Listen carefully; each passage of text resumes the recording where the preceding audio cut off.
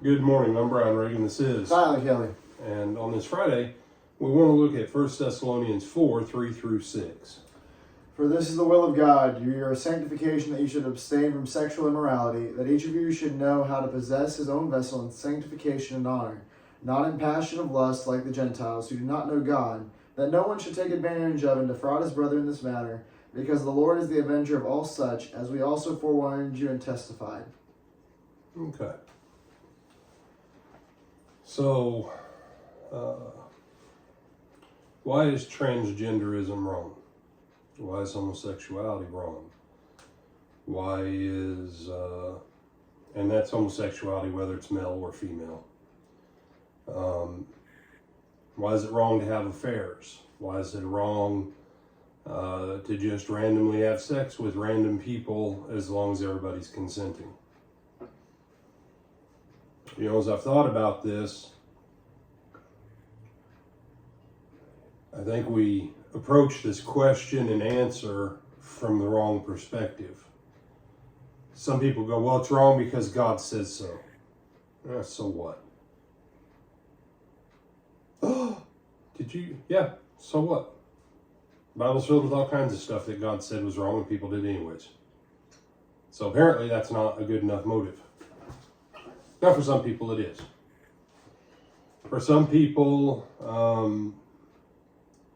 they come up with social or medical or any number of other reasons. Now, if we go back to the God one, and I don't want to make it about God necessarily, but the problem is that when we start to answer the questions that come out of passages like this, we always start with the wrong starting point, which is our bodies. It's my body, I can do with it whatever I want. Is that a true statement, Tyler? Can you? Uh-huh. Yes, should you know?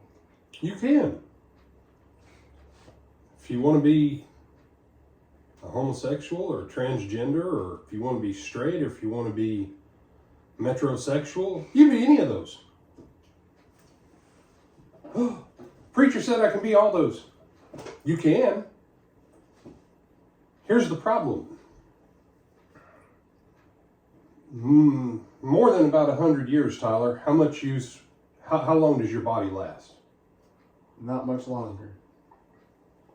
All right. So when we're looking at this,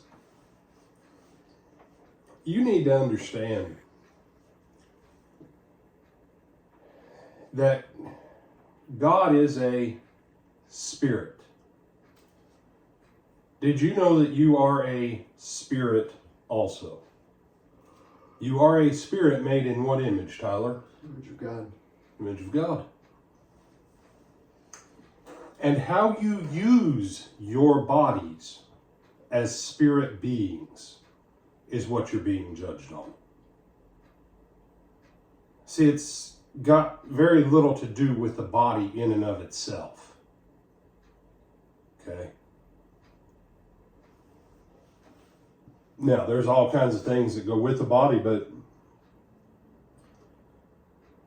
you know, true or false, Tyler, the Father in heaven has a form. True. Be true. Jesus says no one has seen his form. Mm-hmm. Got to imply that he has one.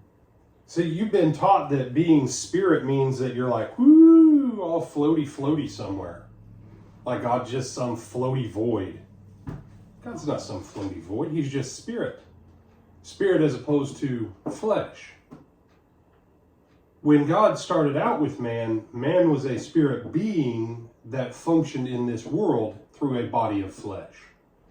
When he chose to exercise his body and yield to his body instead of giving way to his spiritual higher self, that's when death came in.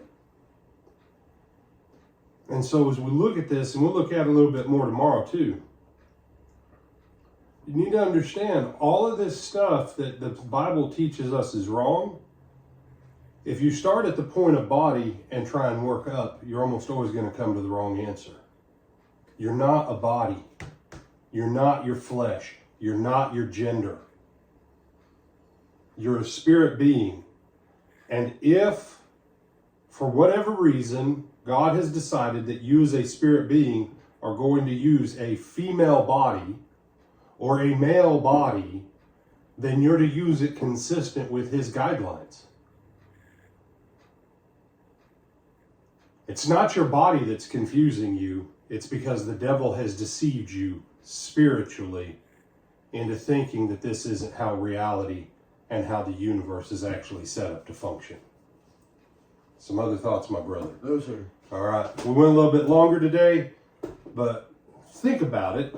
Come back tomorrow and we'll explore this a little bit more.